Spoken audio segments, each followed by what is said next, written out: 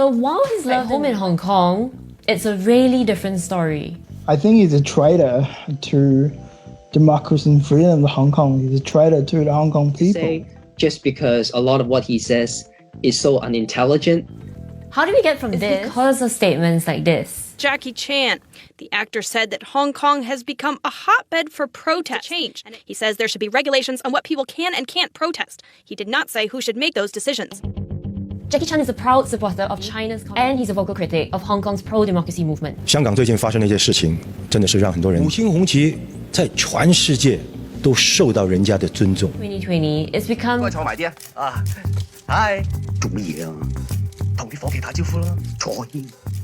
We think about the unique Hong Kong identity, which really came into being in post-war Hong Kong, was rooted in Hong Kong's popular culture. Watch in 1980s or 1990s, film, or even earlier ones by Jackie Chan. Very much an embodiment of the Hong Kong spirit. 就似啲兜我勁嘅你啦。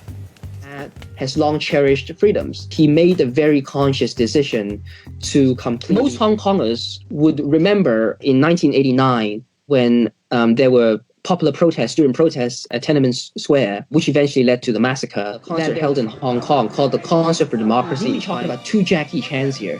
There's the Jackie Chan in the popular imagination, the protagonist, democracy, and talks too much nonsense. How much Hong Kong has changed, and it is when people say they like Jackie Chan in Hong Kong, most of the time they are reminiscing a past that is long gone.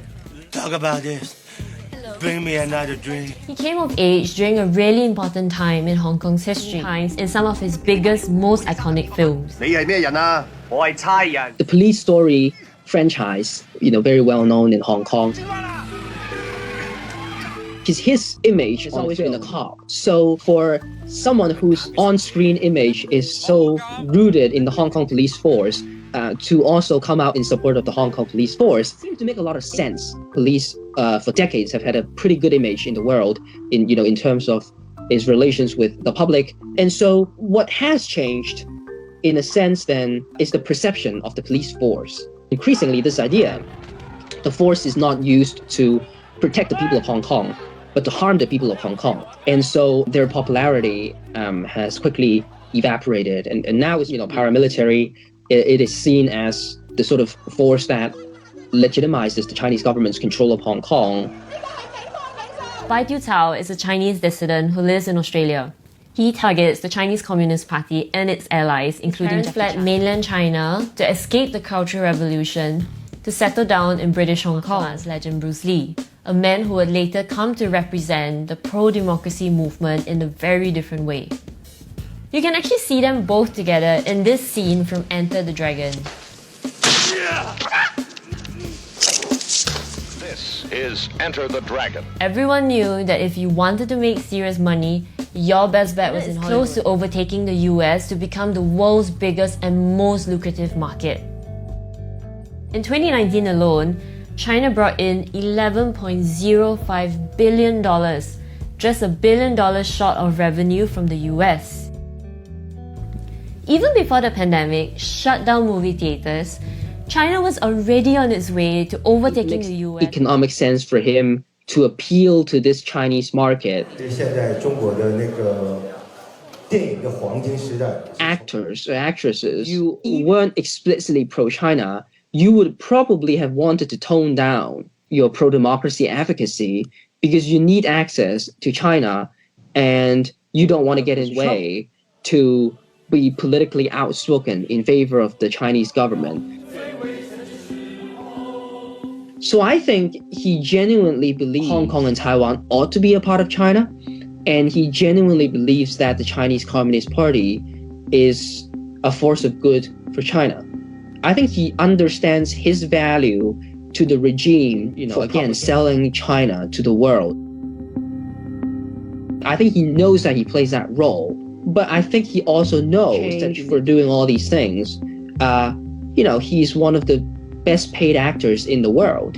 He enjoys international popularity. I mean, Jackie Chan's waning popularity sends another cultural shift in the city, a growing distrust of the police.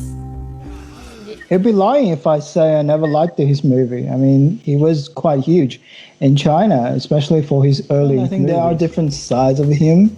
Well, there are positive sides, like he did introducing at least the Hong Kong movie or the Hong Kong style of aesthetics in the big screen to the Western world. However, he's always this kind of single-sided hero. We all try to break this bamboo ceiling in the Western society as Asian members.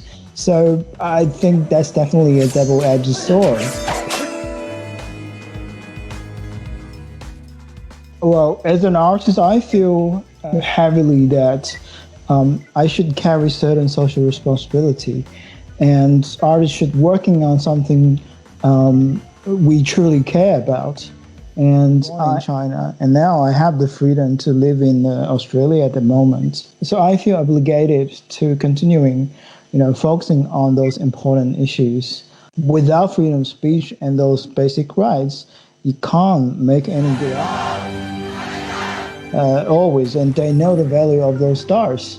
So they're using them as tools to promoting the Chinese image, to kind of brainwash its citizens and residents. 以法治法的的存在，那是掩耳盗铃。